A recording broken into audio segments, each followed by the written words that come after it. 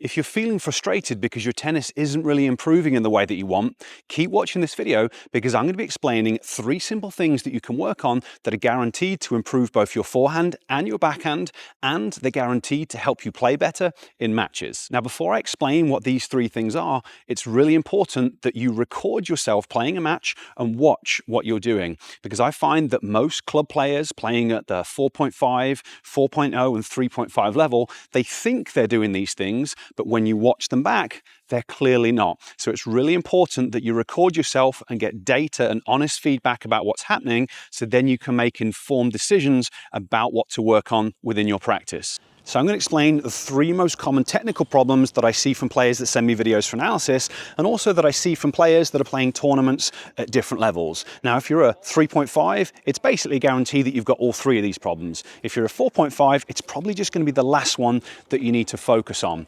But if you're working with a coach regularly, or you've watched a lot of YouTube videos, they're probably going to be very different to what you might be thinking, because I find that most coaches are overly obsessed with things that the pros do that really just don't matter. Like the exact position that you take your racket into when you do your unit turn, or the exact angle of your racket as you drop into the slot position on your forehand, or exactly where your left arm goes. These things, quite frankly, do not matter compared to the stuff that I'm about to explain right here, which is why it's so important for you to record yourself to find out if you've got these problems. Tennis isn't a game of ripping winners. Tennis is a game of consistency and patience. It's about getting the ball back into play one more time to give your opponent a chance to overhit and try and play a shot that they're not good enough to make, and they miss that shot and they give you 3 points. And then over time, as you play at higher and higher levels, you develop your ability to hit better and better quality of shots, so then you can start to force your opponent into making mistakes. So what we're talking about here are things that you can do to become more consistent and to be able to hit shots more aggressively. And the first one is going to be the way you recover and the intensity of your recovery. Most players, they hit their shot and they either stand looking where their ball is going, or they just start to recover really slowly, or often a combination of watching where their ball is going and then recovering really slowly. And because they're not recovering into the correct position, it then makes it much easier for their opponent to place the ball into the open court and hit the ball into a position that's difficult for them. And it also means that if you get to the ball, you're not going to be set up in an optimal position, so that increases the likelihood that you're going to make a mistake and decreases the likelihood that you're going to be able to hit a good quality aggressive shot. So you've got to make sure that you're recovering with intensity. So what you want to be doing is starting your recovery, pushing off and moving back into the correct position before you look down the other end of the court. So I'm going to hit my shot, hopefully watch the ball through to contact, and then I'm going to push off. And then as soon as I've started pushing off, then I can watch exactly where my ball's going and watch what my opponent is doing. But you also want to train yourself to actually push off quickly so you can start to move with speed. And obviously where you recover to is going to be important. We're going to be splitting the difference between our opponent's 2 best shots. So if I'm in this position, I hit that forehand and I aim my shot cross court, I'm going to be just recovering into this position here, because this is now in between my opponent's 2 best shots. Whereas if I decide to go down the line from this shot, I'm going to have to recover all the way over to here, because now this is splitting the difference between my opponent's 2 best shots. But either way, what you have to do is train yourself to hit your shot, push off that outside leg and recover into an optimal position with intensity.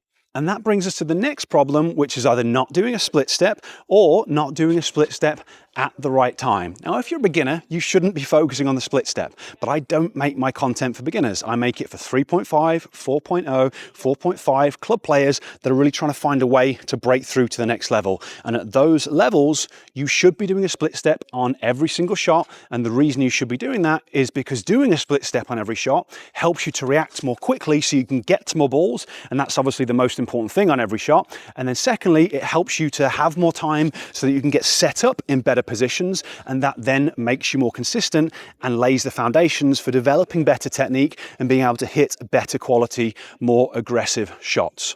The only reason not to do a split step is if you don't have the physical conditioning, in which case you still need to make sure that you've got a good ready position with a nice wide stable base. Knees are going to be a little bit bent, center of gravity is going to be a little bit lower, heels are going to be off the ground and really ready to go. And you want to be working on your conditioning, strengthening your feet, strengthening your ankles, strengthening your legs, so that you have the ability eventually to do a split step on every single shot. And it's then a case of learning and developing the timing. And this is a real process that happens over time. It's not a 1 or 2 week fix. It's thousands of repetitions of focusing on it within your practice, because your job is to be landing from your split step just after your opponent makes contact. And the reason that we want to land just after contact is because the ball's traveling towards us. Hopefully by the time we land, we can see and read where the ball's going. So then we use the elastic and the muscles to react and move more quickly, which is why it helps us get to the ball more quickly. And in order to land just after the opponent makes contact, that means you need to be in the air when your opponent makes contact. And that's something that you really have to think about. As you're recovering with intensity, you're watching your opponent shape up for their shot. You're looking at the way they do their swing, kind of watching it so that as they start their forward swing, depending on what their swing looks like, you're going to take off from your split step so that just after contact, you land from your split step.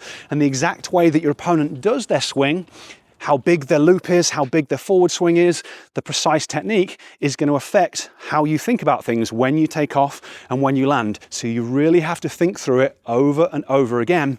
And it might take a few months, it might take 6 months, it might take a year to develop this skill. And that might sound scary, but it's also one of the most important things that you can do. Because once you get this ability, once it becomes a habit, it then means you get to more balls. It means you get set up in better positions for all of your shots, and it lays the foundation for much higher level tennis. And by the time you can do this well on a consistent basis, you'll be a different type of player.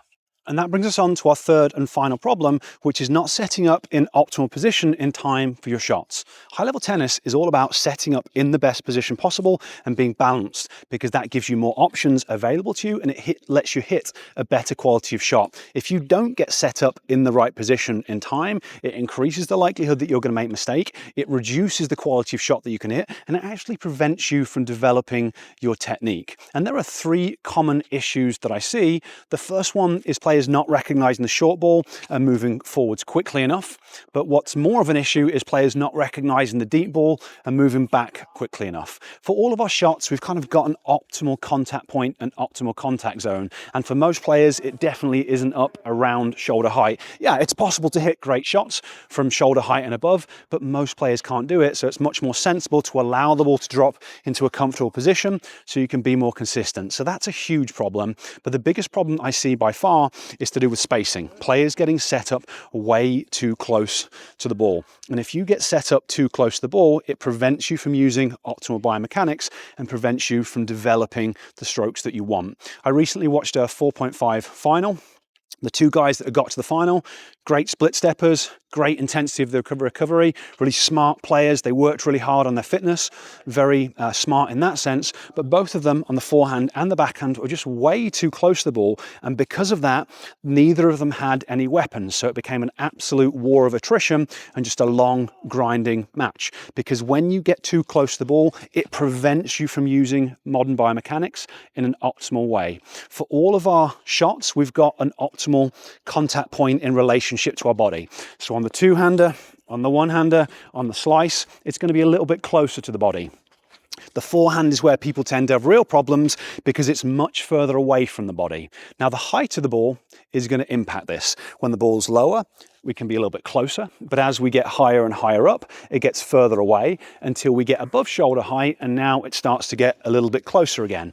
But most of the time, most players are just much too close to the ball. And I find that this is something that gets missed by most coaches. I work with a number of players that have had video analysis done by other coaches online or in person, and some of the feedback I find very interesting. A recent one is a guy had been told to kind of focus on the position of his racket as he came into the slot position. So the coach wanted him to have his racket at about 45 degrees in the slot position because he thought it was too open. The idea being, close the racket face, and it's going to help you to have the racket face in a better position at contact. But when I watched the video, the guy was really, really close to the ball on his forehand. So I asked him, did this coach mention spacing? And the answer was no. And every time I ask this question from whatever player, the answer is always no. But it's really important for you to understand that spacing is a fundamental that comes first. It is completely irrelevant what the angle of your racket is in the slot position if you set up too close to the ball.